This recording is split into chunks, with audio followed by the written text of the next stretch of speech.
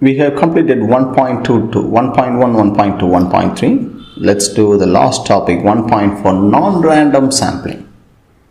So I don't think we will need this random number table. Non-random sampling, there's something called quota sampling. In quota sampling, an interviewer or researcher selects a sample that reflects the characteristics of the whole population. That means the population is divided into groups according to a given characteristics. The size of each group determines the proportion of the sample that should have these characteristics. I will explain this in simple terms actually. Let's say you need a sample of 10 about people's shopping habits. So you go to a shopping mall, you wait at the entrance, and then when the people come in, as they come in, you just immediately talk to them. Find the shopping habits.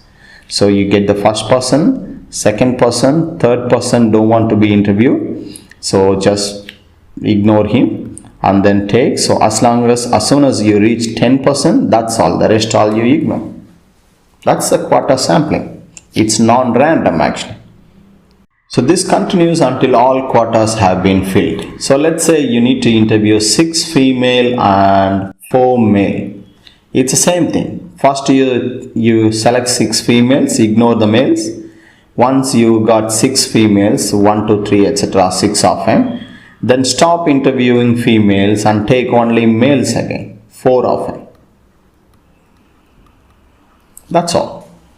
If a person refuses to be interviewed or the quota in which they fit is full, then you simply ignore them and move on to the next person. That's what I just explained. So let's look at the advantages and disadvantages. Allows a small sample to still be representative of the population. Okay, no sampling frame required. You don't need a sampling frame. You just walk into a mall and just start talking to the people, right? Quick, easy, inexpensive, allows for easy comparison between different groups within a population. These are all the advantages. Disadvantages, non-random sampling can introduce bias. So you are standing in front of one particular shopping mall and talking to the people coming to the particular shopping mall. So it can create bias actually. And then you are gonna talk to easiest people are those who are willing to be interviewed, right? And you are ignoring the rest of them. These are all going to create bias in the sampling. Population must be divided into groups, which can be costly and inaccurate. So dividing the population into such groups is going to be costly, expensive. Non-responses are not recorded. So some people, they don't want to be interviewed, we just ignore them. We don't care about their opinion, right? So these are all the disadvantages here. Now let's look at one question now. Exercise 1C, interviewers at a shopping center collects information on the spending habits from a total of 40 shoppers. Explain how they could collect the information using quota sampling. First, we need to divide the population that, like, let's say they are talking about, they want 40 shoppers, they want the opinion of 40 shoppers to know the characteristics of the population of the particular city. So you need to divide the population into groups according to the characteristics. For example, you can divide them male, female, as per age group, 15 to 20, 20 to 25, or income groups. So someone earning 10,000 or below, and then 10,000 to 20,000. So first you need to divide the population into groups. These are all the quota groups. And then let's say you have divided into this category, and then the interviewer walk into a shopping mall and talk to the people, male and female people, according to the proportion, but not random. Whoever approaches him first or whoever ready to be interviewed, just then collect the spending habits from them. So once, let's say he's starting from female, once the quota has been filled, he will move on to male and talk to male shoppers. Question number 3. An interviewer stops at first 50 people he sees outside a kebab shop on a Friday evening and asks them about their eating habits. Explain why this sampling method may not be representative. This sampling method, he is talking to a particular shop, people eating only kebab, right? Or a particular shop. So this method is unlikely going to reflect the characteristics of the whole population, right? It can create bias. So suggest 2 improvements. The first one, not only the kebab shop, the interviewer can interview people at other part of the town, not just outside the kebab shop. That's one. You need to create your own sentence and write this. Not just the kebab shop, that's one. And then even in kebab shop, not only just the Friday evening, different days, different times he can interview the people. So he can make improvement in his data collection. So you just need to write these 2 points. Let's move on to question number 4. A researcher is collecting data on the radio listening habits of people in a local town. She asks the first 5 people she sees entering a supermarket on Monday morning. The number of hours per week each person listens to the radio is given below. Use the sample data to work out a prediction on the average number of hours listened per week for the town as a whole.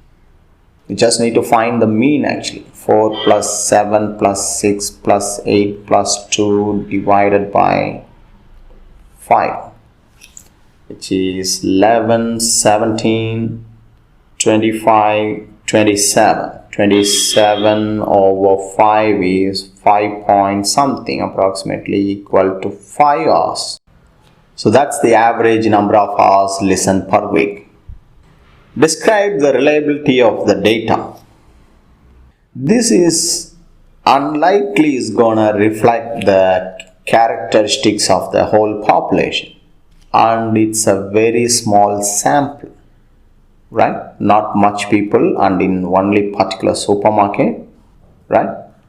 So it's unlikely to reflect the characteristics of the whole population. Suggest 2 improvements to the method used. You can increase the number.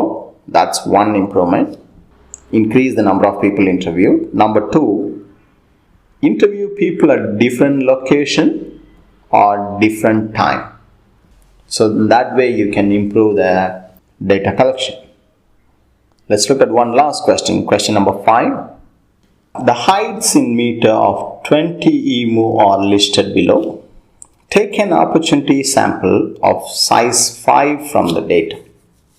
They want you to take a sample of size 5 and they call it opportunity sample, because you see you just need size 5. You can just take the first 5, right? No constraints, nothing.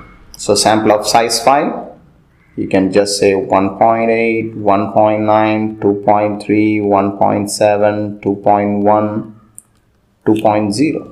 1, 2, 3, 4, 5, don't need 2.0. Or you can take any 5 as per your convenience. Starting from the second data value, take a systematic sample of size 5.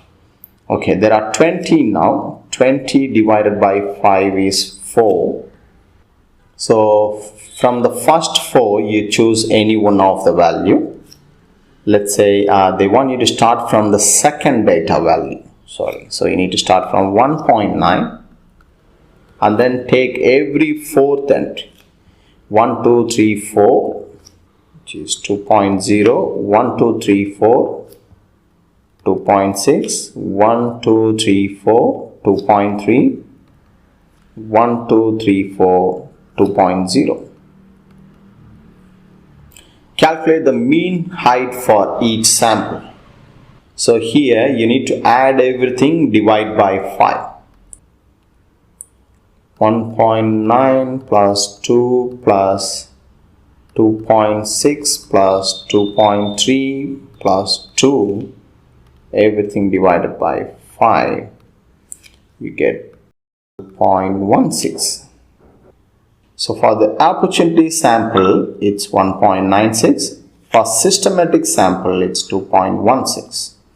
Part D says, state with reasons which sampling method is likely to be more reliable. In the first one, you have taken only the first 5 values, which involves all the lower values.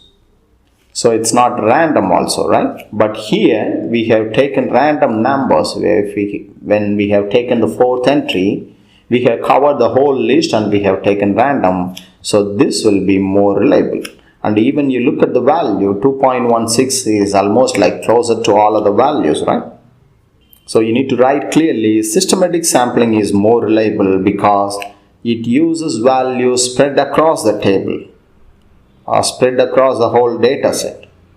Whereas the first opportunity sample only uses the first few values and may be biased. That's all.